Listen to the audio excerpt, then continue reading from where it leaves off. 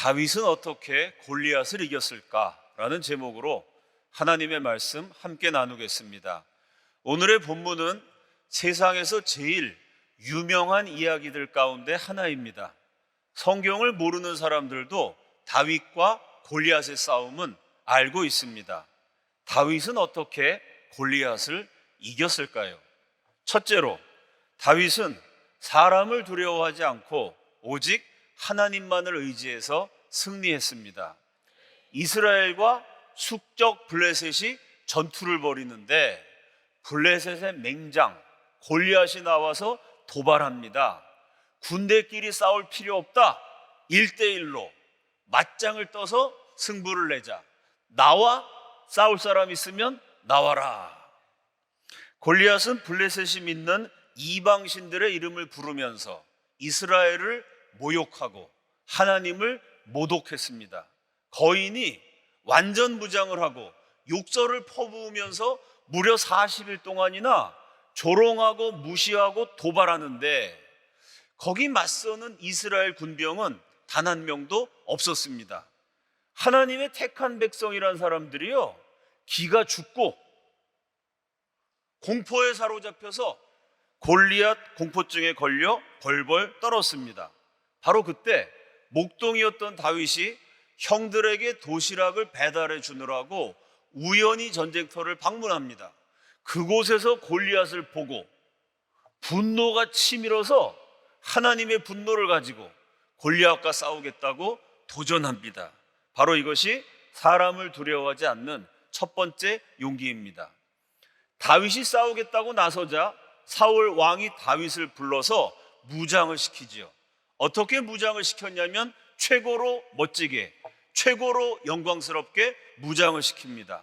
왕이 입던 갑옷과 군복을 다윗에게 입힙니다. 왕이 썼던 투구를 씌우고 왕이 들었던 칼을 주었습니다. 왕의 군복이면요, 나라 전체에서 제일 좋고 제일 멋있는 군복입니다. 왕의 무기면요, 나라 전체에서 제일 비싸고 제일 강한 무기입니다. 왕의 군복을 입고 왕의 무기를 받는다는 것, 개인의 영광 수준을 뛰어넘어서 가문의 영광입니다. 한낱 들판에서 양을 치는 목동 출신이었던 다윗에게 그야말로 파격적인 대우를 한 것입니다. 그런데 다윗이 사울의 군복을 입고 사울의 무기를 듣고 걸어보니까 무겁고 불편합니다. 이렇게 무장해갖고는 싸우기가 어려워요. 다윗은 그 자리에서 왕이 제공한 모든 영광을 거절했습니다. 이런 일은요, 보통 사람은 도저히 할 수가 없는 일입니다. 어떻게 감히 왕의 호의를 거절합니까? 왕에게 잘 보이려는 마음이 있는 사람, 절대 왕의 군복을 벗지 못합니다. 왕에게 아부하고 눈치나 보는 사람, 절대로 왕의 무기를 놓지 못합니다. 만약에 다윗이요, 나 같은 목동이 일개 평민인데 감히 어떻게 임금님의 호의를 거절해? 그래도 임금님 말씀이니까 들어야지. 사울왕의 제안을 받아서 사울의 갑옷을 입고 사울의 무기를 들고 무거워서 쩔쩔매면서 뒤뚱뒤뚱 걸어가면서 전쟁터에 나섰다면 영락 없이 골리앗의 손에 죽었을 겁니다. 다윗은 그렇게 하지 않았어요. 아무리 높은 왕이 아무리 영광스러운 제안을 해도요, 나에게 맞지 않으면 그 자리에서 거절할 수 있는 용기가 있었습니다. 다윗은 자기 방식대로 싸웠습니다. 이것이 사람을 두려워하지 않고 자기 자신이 될 줄 아는 두 번째 용기입니다. 사람을 두려워하지 않는다고 할 때는요, 두 가지 의미가 있습니다. 첫째는 골리앗처럼 나를 죽이려고 달려드는 상대편의 적을 두려워하지 않는 용기입니다. 둘째는 사울처럼 우리 편에서 나를 위해주는 그 높으신 임금님의 제안일지라도 나에게 맞지 않으면 거절할 줄 아는 용기입니다. 이런 용기가 도대체 어디에서 나왔을까요? 사무엘상 17장 34절과 35절 다 함께 읽습니다. 시작.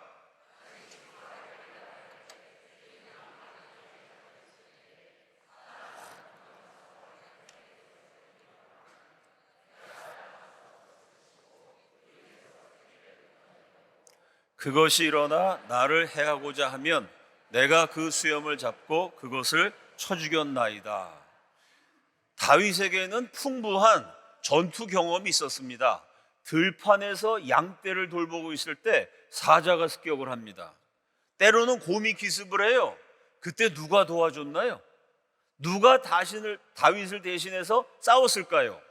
아무도 없었습니다. 어린 다윗이 혼자서 맹수들을 상대해야만 했습니다.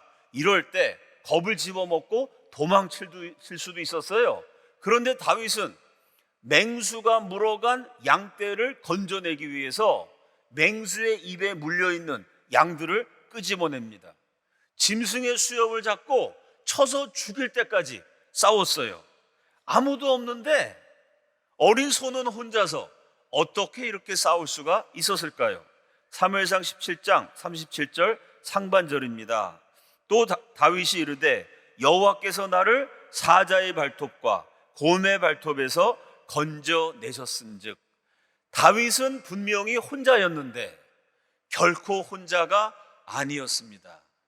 주님의 백성들이 분명히 홀로 있어도 결코 혼자가 아닌 줄로 믿습니다. 들판에서 아무도 없는 가운데 다윗을 지켜주신 분이 있었습니다. 사자의 발톱과 곰의 발톱에서 다윗을 건져주신 분이 있었다고 다윗이 스스로 고백합니다.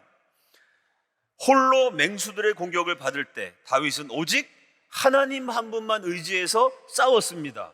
사자의 공격을 받고 곰의 기습을 당했으니 얼마나 위험해요? 위협천만해서 죽을 고비도 넘겼을 겁니다. 그때마다 용케 살아남았어요. 어떻게 살아남을 수 있었을까요? 여호와 하나님이 다윗을 지켜주셨기 때문입니다. 사자도 이기고 곰도 이겼던 다윗은 골리앗을 두려워하지 않았습니다. 아무도 도와주지 않는 가운데 혼자서 싸웠던 다윗, 사울 왕도 의식하지 않았습니다. 그냥 하나님 한 분이면 충분했어요. 하나님만 함께 계시면 충분히 싸울 수가 있었고 충분히 이길 수도 있었습니다. 골리앗에게 진격해 돌진하면서 다윗은 들판에서 만났던 하나님, 자신과 함께 하셨던 그 하나님의 이름을 외칩니다. 사무엘상 17장 45절 다 함께 읽습니다. 시작.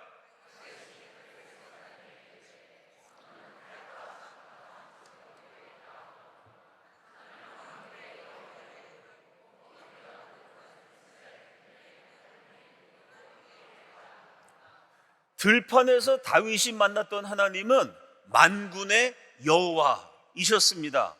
우리가 계속해서 나눈 말씀처럼 만군의 여호와란 이름, 해와 달과 별과 바다와 땅과 하늘과 동물과 식물을, 온 우주 만물, 천지 만물을 군대로 거느리시는 총사령관이신 하나님이라는 의미입니다. 아들을 낳지 못했던 한나, 만군의 여호와의 이름을 부르며 기도했을 때 불세출의 영웅 사무엘을 낳았습니다. 어린 목동 다윗, 만군의 여호와의 이름을 부르며 진격해서 거인 골리앗을 쓰러뜨렸습니다. 오직 만군의 여호와만을 의지하여서 한나처럼 기도가 응답되고 다윗처럼 승리를 거두는 주님의 백성들이 되시기를 예수 그리스도 이름으로 축원합니다. 철학자 키르케고르가 이런 말을 했습니다. 모든 인간은 하나님 앞에 홀로 서 있는 단독자이다. 신앙생활의 기본은 1대1입니다. 하나님을 1대1로 체험하기 위해서 나 홀로 성경을 펼쳐놓고 나만의 목소리로 하나님께 기도하는 습관이 참으로 중요합니다. 그런데 현대인들은 혼자서 성경 읽기를 너무나 힘들어합니다. 날 것 그대로인 성경에 있는 모습 그대로의 나를 비추기를 너무나 힘겨워합니다. 날 것 그대로가 아니고요, 듣기 좋게 잘 가공되고 요리된 설교를 성경보다 더 좋아합니다. 현대인들의 구미에 딱 맞춰서 듣기 좋게 격려하고 공감하고 위로하고 축복만 하는 설교들 유튜브에 넘쳐납니다. 요즘은 아예 심판이나 지옥 이런 주제들을 설교하는 메시지 자체가 멸종되어 버리고 있는 상황입니다.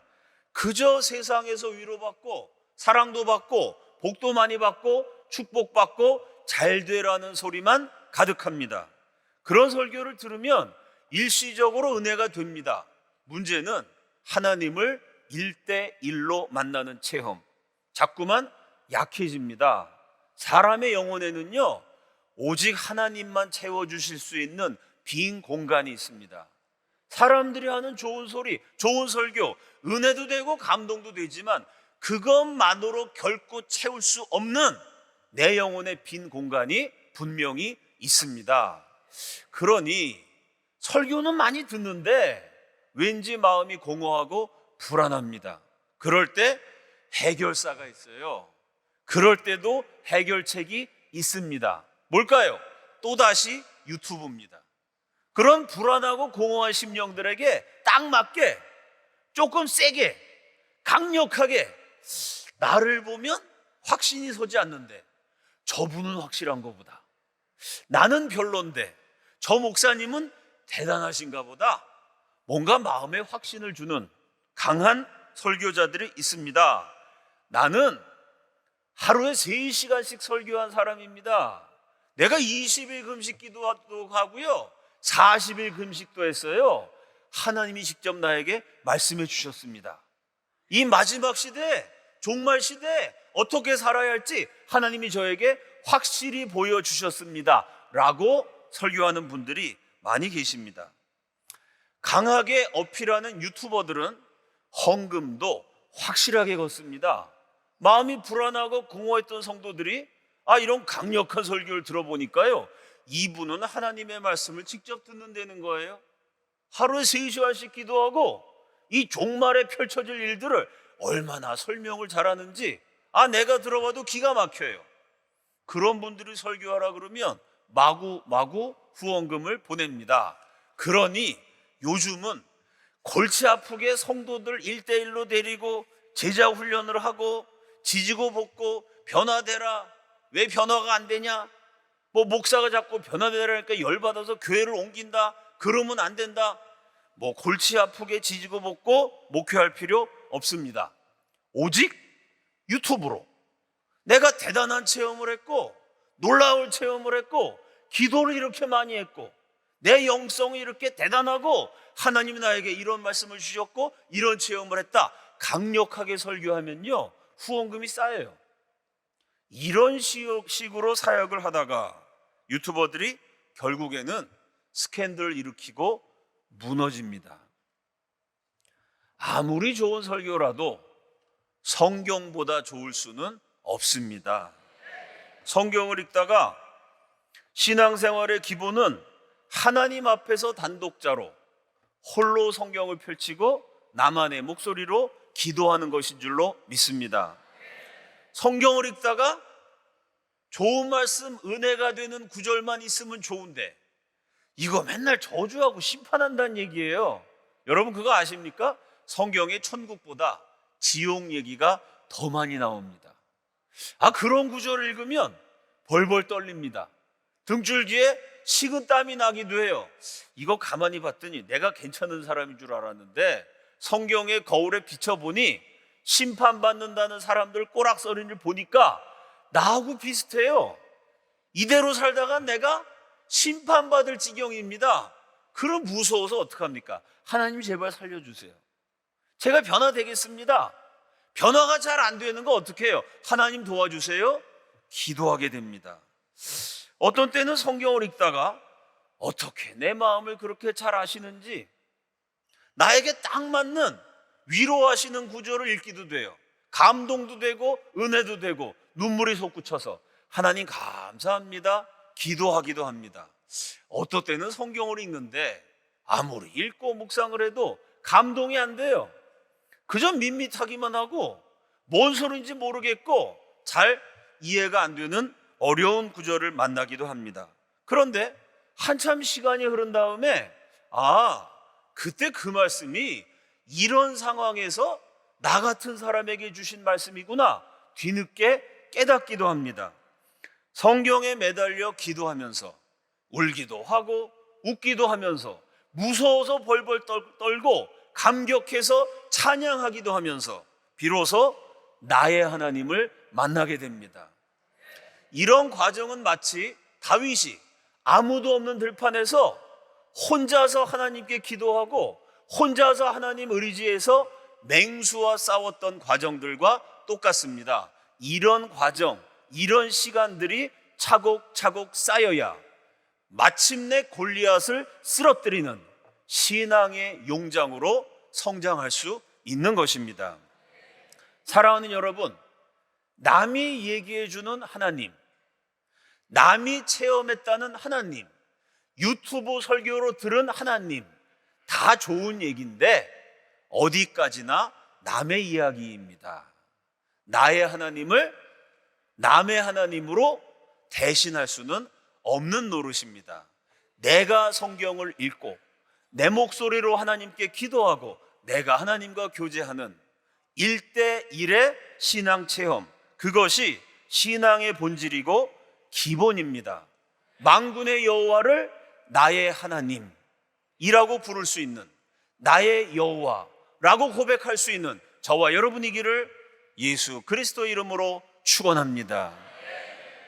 둘째로 다윗은 골리앗과 다른 전략으로 싸워서 승리했습니다.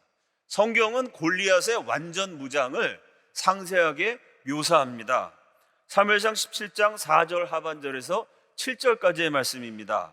그의 키는 6규빗 한 뼘이요 머리에는 노투구를 썼고 몸에는 비늘 갑옷을 입었으니 그 갑옷의 무게가 놋 5,000세겔이며 그의 다리에는 놋 각관을 쳤고 어깨 사이에는 놋 단창을 메었으니 그 창자루는 배틀채 같고 창날은 철 600세겔이며 방패 든 자가 앞서 행하더라.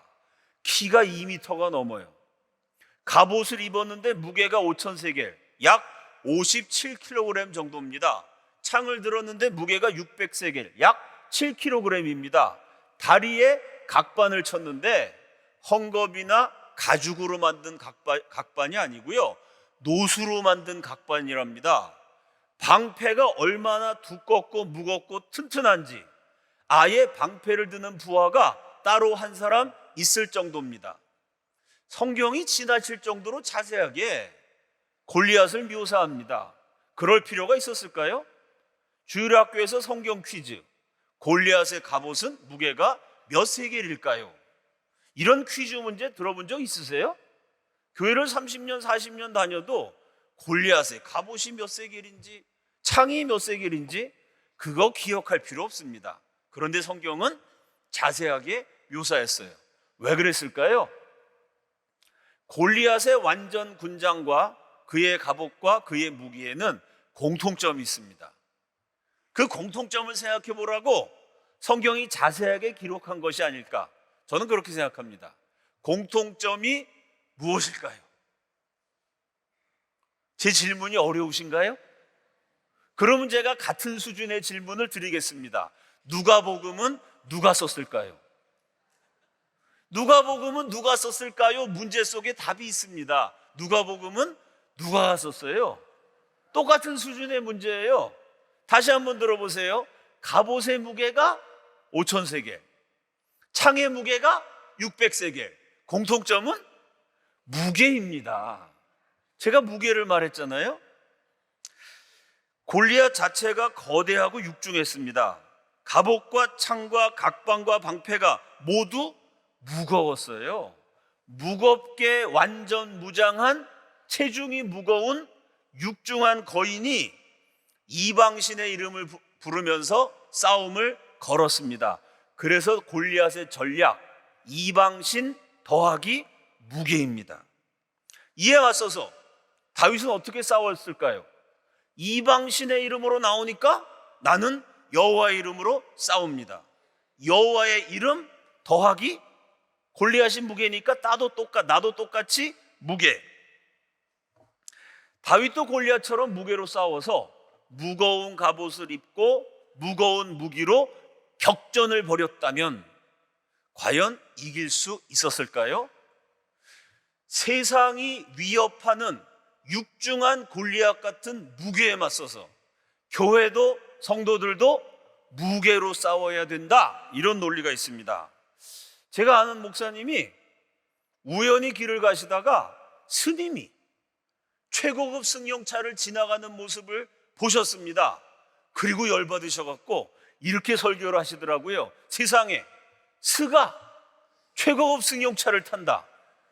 이에 맞서서 목사도 고급 승용차를 타야 된다. 한때는 사자 붙은 사람들, 이런 말이 유행이었던 적이 있습니다. 판사, 검사, 의사, 박사, 사자 붙은 사람들이 대단하니까. 딸을 열어두신 분이요, 사자 붙은 사위들만 죄다 보게 해달라고 기도를 하셨답니다. 그래서 실제로 딸들이 여럿인데 사위들이 전부 다 판검사에다가 의사에다가 박사에다가 몇 년을 두고 간증을 하고, 그 얘기를 들으신 분들마다 몇 년을 두고 부러워하고, 그런 모습도 보았습니다. 세상이 돈과 권력과 명예와 크기를 자랑합니다. 그 세상에 지면 안 되죠. 그리스도인들이 세상을 정복해야 되니까. 세상은 그냥 자랑하지만 그리스도인들은 하나님의 이름으로, 성도들이 돈도 벌고 권력도 잡고 명예도 누리고 교회도 자꾸만 커져야 된다. 이런 논리가 오랫동안 한국 교회를 지배했습니다. 배우자를 놓고 기도하는데 응답이 안 돼서 속상한 청년들, 가끔씩 저한테 와서 하소연을 합니다. 목사님, 도대체 저를 향하신 하나님의 뜻이 뭔지 모르겠어요. 그럴 때마다 제가 위로하면서 대답을 해줍니다. 나는 내가 보기에는 너를 향한 하나님의 뜻이 뭔지 알 것 같다. 그러면 눈이 동그래져 갖고, 그게 뭔데요? 저한테 말해주세요. 그때마다 제가 대답합니다. 웬만하면 그냥 결혼해라. 너도 완벽하지는 않잖니? 이 시간에 우리 교회 많은 청년들 하나님의 음성을 들으시기를 바랍니다. 불신 청년들이 배우자를 찾을 때 안 믿는 사람들 돈, 외모, 성격 이런 거 많이 봅니다. 교회 청년들이 배우자를 찾을 때 돈, 외모, 성격 더하기 믿음까지 좋아야 됩니다. 세상은 돈과 권력과 명예와 크기를 그냥 추구합니다. 차라리 솔직해요. 나는 돈이 좋다. 권력을 잡아야 되겠다. 그러니 지금 내가 수단 방법 가릴 처지가 아니다. 날 것으로 포장하지 않고 세상은 그런 식으로 추구합니다. 교회와 성도들은 똑같은 것을 추구하되 포장을 합니다. 하나님의 이름으로. 하나님의 일을 해야 되니까 돈이 많아야지. 뭔가 영향력을 끼치려니까 권력을 잡아야지. 세상과 똑같은 것을 추구하는데 하나님의 이름으로 하면 세상과 교회가 같은 건가요? 다른 건가요? 세상이 원하는 것을 교회도 똑같이 원하면서 앞에 하나님 이름만 붙이면 그건 신앙일까요? 불신앙일까요? 골리앗의 무게에 맞서서 똑같이 무게로 싸워라, 이렇게 권면한 사람이 사울이었습니다. 만약에 다윗이 사울의 갑옷을 입고 완전 무장해서 골리앗과 마찬가지로 무게로 싸웠다면 단번에 죽었을 겁니다. 권투에 비유하면 골리앗은 헤비급, 다윗은 라이트급입니다. 라이트급 선수가 헤비급 선수와 맞서서 복싱이라는 종목으로 싸우면요, 헤비급 한 방에 그 자리에서 뻗어버립니다. 마찬가지로 세상을 추구하는 욕망에 기독교라는 간판을 달고 하나님이라는 이름을 붙였던 교회와 성도들 한 방 맞아서 큰 대자로 뻗어버리고 있는 세상을 저와 여러분이 살아가고 있습니다.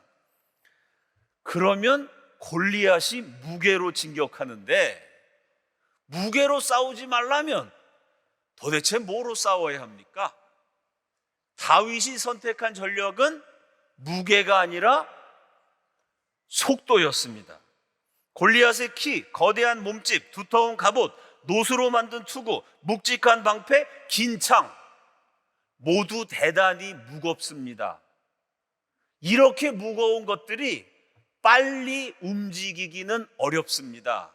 골리앗에게는요, 무게라는 강점이 있었지만 동시에 그 무게 때문에 속도가 느리다는 치명적인 약점이 있었어요. 반대로 다윗, 아무것도 걸치지 않았습니다. 맨몸에 어린 소년이에요. 골리앗에 비하면 체구도 아주 작았습니다. 체구가 작고 날렵한, 아무것도 걸치지 않은 빠른 소년이 돌진하면서 그 속도를 이용해서 골리앗과 싸웠던 것이죠. 사무엘상 17장 48절 다 함께 읽습니다. 시작.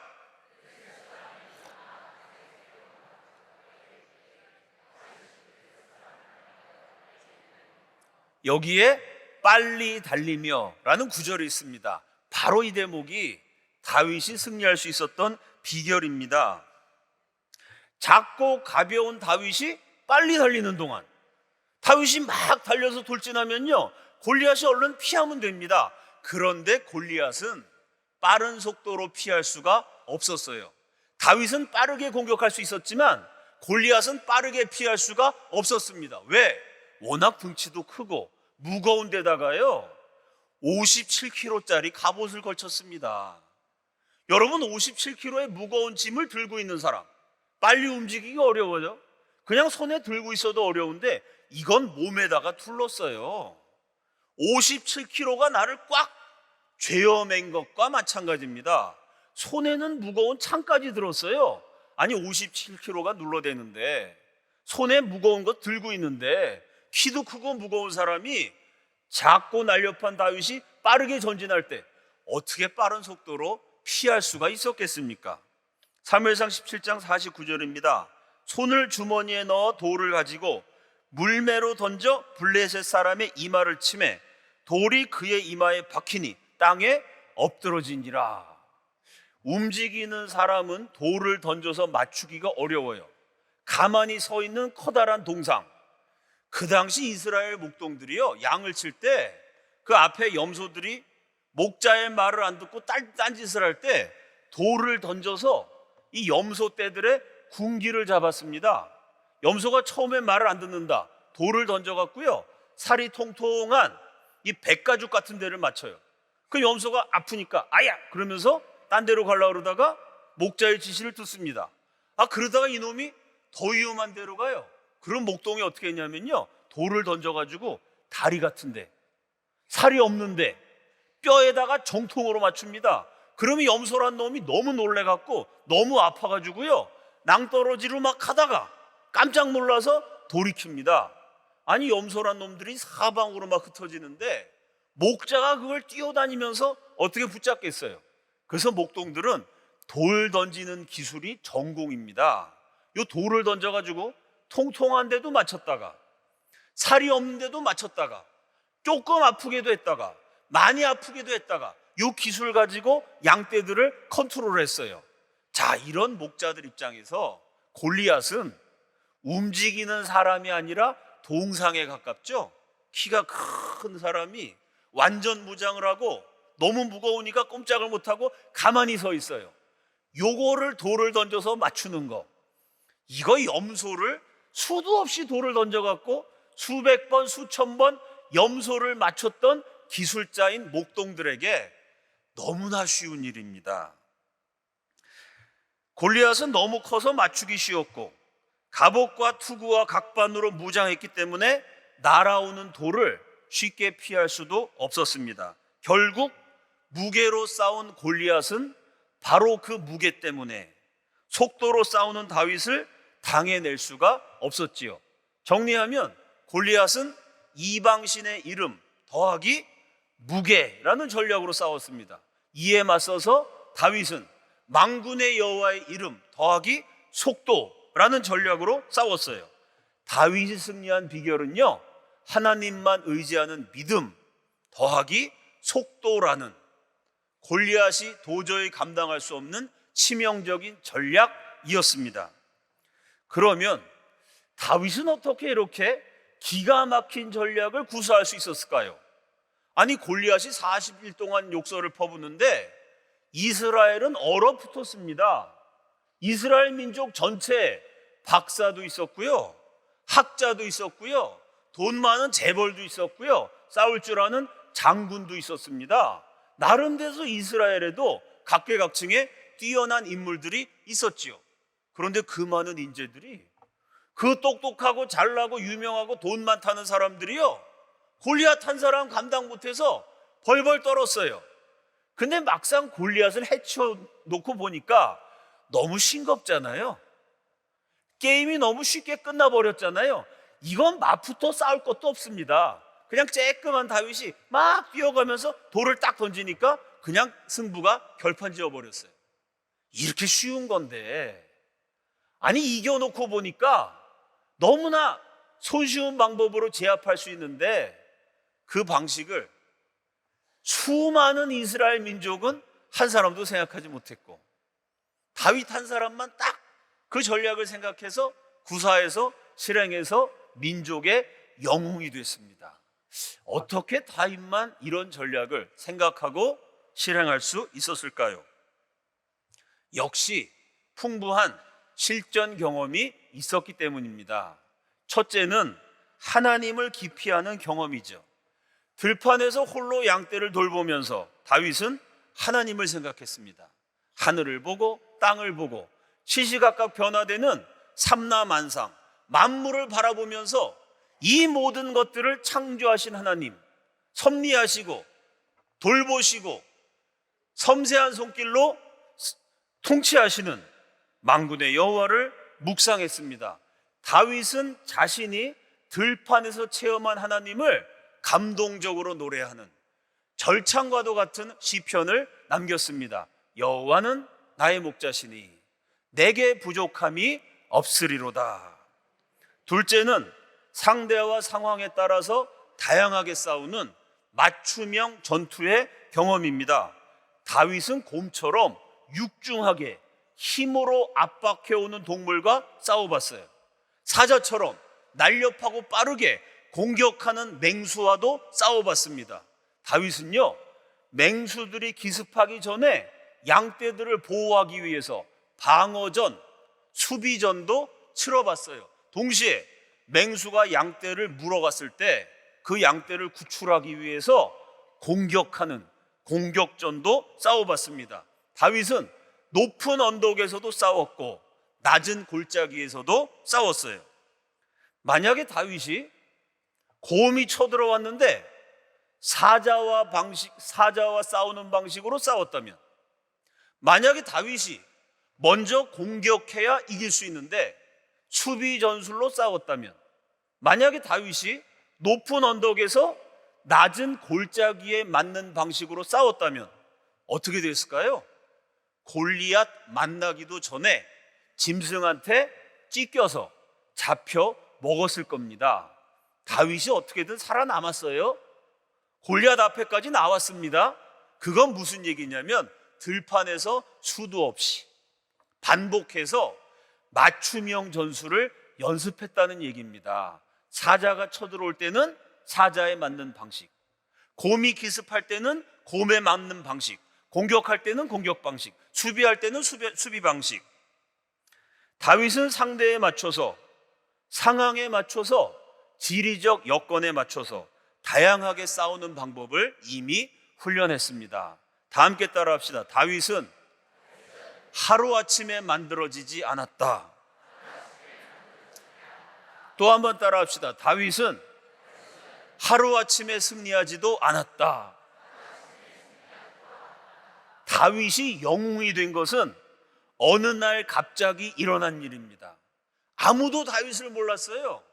이름 모를 존재, 배운 사람, 귀한 집 자식들은 하지 않는, 그저 밑바닥 인생에 가까운 들판에서 양이나 치는 이름 없는, 별 볼 일 없는, 아무도 알아주지 않는, 오히려 무시당하는 존재였습니다. 그러던 다윗이 어느 날 갑자기 짠 하고 나타나서 골리앗을 한 방에 해치우고요, 민족의 영웅이 됐습니다. 섬광과도 같은 순간, 찬란한 스타 탄생의 순간입니다. 그 순간은 찬란했고 너무나 눈부셨고 어느 날 갑자기 일어났고 섬광과도 같은 순간이었지만 그 한순간을 준비하기 위해서 다윗은 수많은 낮들을, 수많은 밤들을, 수많은 새벽들을, 수많은 저녁들을 들판에서 눈을 맞고 비를 맞으면서 성실하게 양떼들을 돌보고요, 사나운 맹수들과 싸워야만 했습니다. 무슨 얘기냐면요, 평소에 일상생활에서 열심히 살았고 성실하게 살았고 노력하면서 살았기 때문에 그 일상이 쌓여서 섬광과도 같은 이스라엘의 영웅이 되는 다윗 왕조를 여는 찬란한 순간이 가능했습니다. 하루하루 열심히 살아가고 충실하게 살아가는 과정이 그래서 중요합니다. 다윗이 어느 날 갑자기 하나님을 안 게 아니에요. 하나님과 상관없이 살다가 골리앗이 쳐들어오니까 그래도 내가 명색이 하나님 백성인데 만군의 여호와 이름 한번 불러드리자. 그리고 만군의 여호와 이름으로 돌진하노라. 그렇게 하루아침에 쇼를 한 게 아닙니다. 평소에 하나님을 알았기 때문에 하나님의 이름으로 싸웠어요. 평소에 맞춤형 전략으로 상대에 맞춰서 상대에 이기는 법을 알았기 때문에 골리앗에게 딱 맞춰서 싸워서 이겼습니다. 다윗은 하나님 더하기 속도의 전략으로 싸웠고 그것이 골리앗을 쓰러뜨렸습니다. 골리앗의 무게가 우리들을 짓누르고 육중한 골리앗 같은 거인이 사방에서 압박을 합니다. 수입은 줄어드는데 물가는 무섭게 치솟아요. 학교 앞에서 마약을 나눠주는 세상이니 아이들 키우기도 겁이 납니다. 자영업 폐업률은 최고치를 기록하는데 청년들이 취직하기란 하늘의 별따기와 같습니다. 오늘과 날과 같은 어지러운 세상에서 살아남으려면 믿음이 있어야 되고 동시에 전략이 있어야 합니다. 다윗처럼 하나님을 오랫동안 응시해야 합니다. 다윗과 같이 무게를 이기는 속도라는 전략이 있어야 합니다. 치열한 삶의 현장에서 열심히 살면서 다양한 경험을 하고 실력을 쌓아가며 나에게 맞는 전략을 개발해야 됩니다. 다윗은 속도로 싸웠어요. 내 인생의 전투에서, 이 치열한 직장 생활이라는 전투에서 아이들을 훌륭한 인재로 길러내는 만만치 않은 싸움에서 나 자신이 주님 앞에 바른 그리스도인이 되는 결코 쉽지 않은 전투에서 다윗에게 속도라는 전략이 있었는데 나에게는 무슨 전략이 있나? 나는 내 삶의 전략에서 어떻게 싸워야 이길 수 있나? 깊이 생각하고 전략을 주시고 전술을 주시도록 기도해야 합니다. 그냥 지혜가 아니고요, 나에게 딱 맞는 지혜가 필요합니다. 치킨집을 하면 잘 된다고 사람들이 우르르 몰려가서 골목마다 동네마다 치킨집이 생겼습니다. 너무 치킨집이 많아서 요즘은 안 된답니다. 카페 하면 잘 된다고 너도 나도 카페를 창업했어요. 카페 숫자가 그렇게 많아졌는데 요즘은 그만큼 문 닫는 카페들도 많습니다.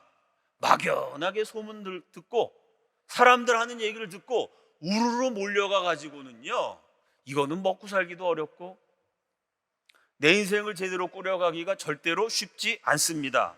맞춤형 지혜, 나에게, 나의 가정에, 나의 직장 생활에, 나의 자녀들에게 딱 맞는 전략, 딱 맞는 지혜가 우리 모두에게 필요합니다. 어떻게 돈을 벌고 어떻게 아이들을 키우고 어떻게 꿈을 이룰 것인가 깊이 생각하면서 지혜의 근원이신 하나님, 만왕의 왕이시고 만주의 주인 동시에 모사이신 하나님, 그 하나님이 맞춤형 지혜를 주시고 맞춤형 전략을 주시도록 날마다 기도해야 할 줄로 믿습니다. 사랑하는 여러분, 하나님과 함께 충분한 시간을 보내는 동시에 우리의 삶에도 충실할 때, 하루하루 땀 흘리면서 치열하게 성실하게 열심히 살아갈 때 골리앗의 무게를 이기는 다윗의 속도라는 전략 저에게도 여러분에게도 주실 줄로 믿습니다. 만군의 여호와를 부르는 성도들에게 생존의 지혜를 주실 줄로 믿습니다. 하나님 말씀 붙들고 씨름하면서 동시에 우리의 삶의 현장에서 치열하게 살아갈 때 생존의 눈이 열리고 승리의 길이 보일 줄로 믿습니다. 하나님을 향한 믿음과 하나님이 주시는 전략으로 생존도 하고 승리도 거두는 우리 시대의 다윗으로 살아가시기를 예수 그리스도 이름으로 축원합니다. 다 함께 기도하겠습니다. 우리의 삶에서 가장 절실한 문제, 가장 간절한 기도의 제목으로 기도하겠습니다. 내 인생의 싸움에서 내가 물리쳐야 할 골리앗, 싸워서 이기게 하여 주시옵소서. 하나님을 향한 믿음과 하나님이 주신 전략으로 내 인생의 모든 문제, 가정의 문제, 자녀의 문제 마침내 이겨내고 승리하게 하여 주시옵소서. 각자의 기도 제목으로 주여 한번 외치시고 다 함께 통성으로 기도합니다. 주여.